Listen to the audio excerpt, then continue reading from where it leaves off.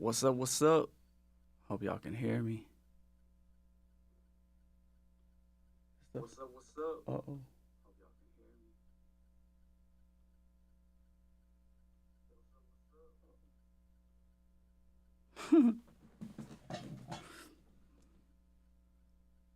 Let's see.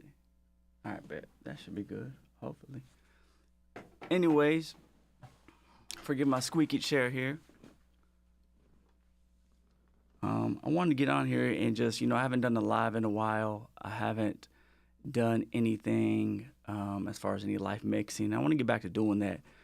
And I'm in the process of making some more videos for you guys, but I figured this would be a good way to just to go live and give you this insight, because I was going to make a video about it, but I really feel like this is good just to shoot a live here real quick for you, and hopefully, whoever this is for will get it, right? So a few things kind of I want to talk about and touch on was, as if you follow me, you know that I actually attended NAMM for the first time, and I can't believe that was my first time, but it was cool. Me and my partner J Tempo went out to California to NAMM. Let me see if I can get some music playing here for us, actually. See if that plays. Hold on. Give y'all a little preview of F's album. Why? Make sure it's playing. All right, hopefully y'all can hear some of that. But anyways, yeah, we went out to NAMM. It was a good time, man. But there's a few things that I thought were really good information that I kind of just want to pass on. It made me kind of look at things and think of things a little different. So a few things. The first thing was I was watching Mix with the Masters, Tony Maserati. And anybody that knows Tony Maserati, he has a catalog of great mixes he's done in the past, right? And one thing that he said kind of stood out to me, and I kind of already do this, but it also made me rethink it. And I felt it would be great for someone that is not currently doing this to basically start implementing this. When we think of, he talks about practice, right? He's talking about how do you practice mixing? What do you do? And to me, when you first think about practicing mixing, I think of, hey, just get get some files, get whatever song you're going to download and start mixing. That's how you practice. But he made a very good point, and he said that when he used to be in the studio, he worked in New York, and he was an intern. What he would do is he would book time when there was no time, and like when there was free time, basically. And he would bring a singer in or a band in. I think he said in this instant he had a keyboard player come in. And he wouldn't charge her. He would just let her play keys, right? And for like an hour. And what he would do during that hour is he would get out different mics and he would set up different places, right? As far as where the best recording would take place, right? So he would set up, remic the actual piano in different places. That way he can know when he was in a real life situation what would be the best way to get the sound for a piano he was looking for.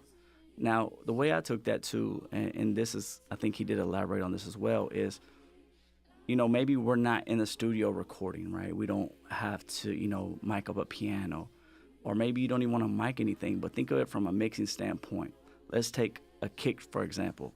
What you could do is load a kick drum, and every day or every week, whatever schedule works for you, go through different compressors. See how they affect the kick drum, right? EQ, try different EQs, try different saturation. Take one instrument a week, one instrument a month, whatever works for your schedule, and really just go in there and learn the different sounds of each characteristic of a compressor, each characteristic of different EQs, and how they affect that. So that way when you do mix a song or you're mixing your own music, you already know in your head, hey, I can go and get this sound with this device or with this compressor, with this EQ. This is the sound I'm looking for because it's going to be more punchy, or it's not going to be as punchy. It's going to be more rounded, right? So I thought that was excellent information because it gives you a new way to think about it, right? Now, some of you may already be doing that. I definitely do that on my downtime. But honestly, I have a lot of different plugins that I haven't used, and I need to go and actually do that. So I might just start a series just doing some live streams as I'm testing out different plugins. For example, I've recently subscribed to the Plugin Alliance bundle, right? The all bundle.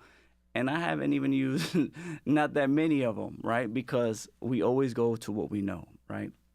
So this is a challenge for me to go in and say, hey, let me go start looking at these different plugins. Maybe there's a better way to do this, right? Maybe there's a better sound, right? Because the more we stay in our own comfort zone, the less we grow, all right? So that's all that. But that kind of segues into the second point that I wanted to bring up here. And we all know the AI thing, right? AI, people are thinking AI is taking over, right? And it's really more, and you're seeing it more come to life in producing with Unison, Chat GPT. Shout out to my boy Tempo, put me onto that. I mean, he's been sending me stuff for Fader, right? That can basically strip the different instruments, right? So let's say you get a 2-track and you want to separate it. This is a different way that you can actually see about taking and separating the 2-track and stemming it out. Now, I haven't personally used it yet, but that's something I'm looking into, right? The goal is to evolve. And I feel like with AI, it's coming, right? So you're either going to adapt or you're going to get left behind. And, some people might think it's going to take their job, but I think there's a lot of great things with AI. And I'm personally going to start trying to implement it in things that I'm doing with mixing. I've been researching, yesterday, probably all day yesterday, I was researching just AI and mixing, right? And there's actually already different sites that will mix your song, right? And I'm testing them out. I want to see how accurate they are. Now, from what I can tell, it's not as accurate as getting someone to mix it for you. But that's the first round, right? Eventually, it's going to get to that. Do I think that AI is going to take over for a mixing engineer?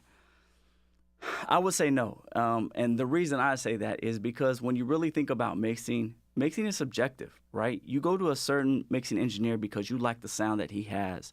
For example, some people might go to someone that has their drums hitting really hard or like the way that their vocals are mixed and pushed up front of the mix. Also, different effects and drops and things like that. Now, will AI eventually get to that? Hey, I mean, we're already mimicking people's voices. So who's to say they're not going to be able to mimic a Dave Pensado type mix or a Jason Joshua type mix, right? So I wouldn't be opposed to it. I mean, it could come sooner than later, right? But what I want to start doing is implementing AI on how I'm mixing and start using more AI tools, not necessarily to mix for me, but to make the process go by a little faster. And I admit, I probably slept on it a lot. I know with Isotope, they got Neutron that does a lot of these assistance for you. And it's great. The way I first viewed it was, it's great if you're a new engineer. Hey, these are settings to start at. But, really thinking about it, it's great if you're already a seasoned engineer because based on what the actual settings that it recommends, if, hey, that's right or that's not right. But also, it opens your eyes to, man, I didn't think about mixing it like that. Let me try this. So these are things I'm going to start doing, start implementing in my process. And, I think is it soundable, something like that. There's another, let me look it up right here real quick. What is it called?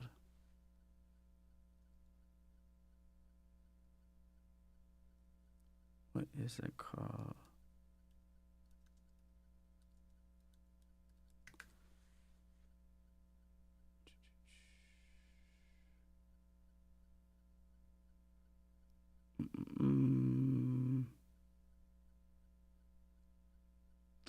Man, what is the name of that company? Oh, Sonable. Yeah, I haven't tried their plugins, but I'm going to try it. I'm going to try them, see what they sound like. And, I might do a live stream and we can look at it together, or I might just make videos and tell you the results. But I'm definitely open to suggestions. If there's something that you guys want to learn, something that you're seeing that I don't know about, man, feel free to let me know. I mean, I'm trying to learn as well. By no means do I ever feel like I know everything. And whether you realize it or not, me making these videos for you, me going in here and researching, it's causing me to step my game up. So I appreciate that. But those are two things that I really feel like were takeaways for me. And I didn't even explain the AI takeaway, right? I'm sorry, I just got all sidetracked.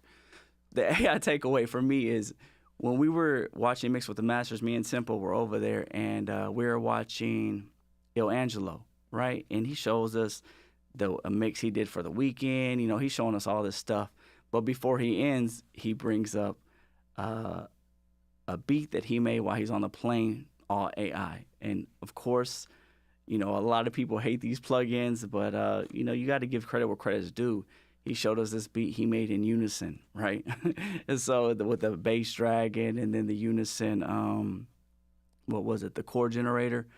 And I mean, I'm all about working smarter, not harder, right? So I'm not in my ego to say, oh, that's not real producing, that's not real mixing. What's the outcome, right? What's the output? And these are ways I feel like we have to start thinking. If you're not thinking like that, yeah, it's definitely important to know the why, the how, right?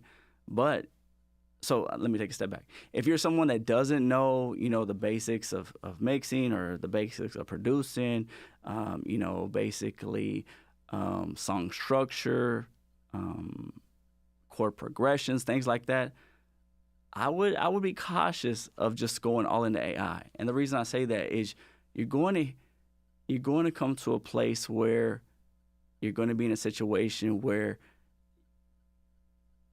you're going to be forced to rely on if you're in a situation where you're forced to know the answer or know how to do this, and you don't know because you're only relying on these tools, you're going to shoot yourself in the foot, right? So I would say to be productive, if it was me, when it comes to producing or mixing or whatever, use these tools even if you're learning as you go. But as it's doing these things, go back and say, okay, how did it come up with this? How did I do this? Because you don't want to be caught in a situation where you need to know these things. You're in a room, right, that you worked hard to get into, and now you're stuck, right? That's not a good situation.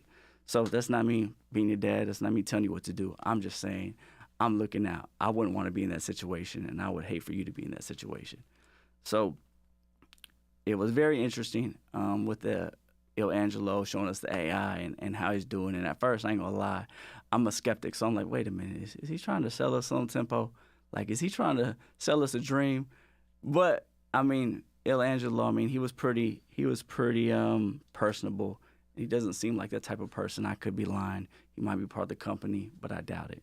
Nevertheless, I think it's definitely something that's worthwhile. I feel like it's something's worth that's investing time into because it's not going nowhere. It's only going to get more in tune. It's going to only be upgraded. And eventually, if you allow it to, it's going to take your position. It's just be real with it, right? So educate yourself. I'm going to educate myself. And I plan to help educate you, whether it be with these live streams, whether it's me making videos on the fly. And I'm about to start making some videos for you guys right now, actually. So if you're watching this, you have some content ideas that you want me to cover for you guys, definitely put that in the chat, and I'll come back and look at that. I didn't make this video to be crazy long. I just want to come and touch base with you guys because I haven't talked to you in a while, and also let you know, some takeaways that I took away from NAMM. If you have any other questions about that, definitely leave that in the comments, and I'll feel free to double back and cover those things for you guys. But other than that, man, if you're watching, I appreciate you taking the time to rock with me for a little while, and I'm going to get to work and make some videos for you guys, and let me know what you need, all right? I'll talk with y'all soon. Peace.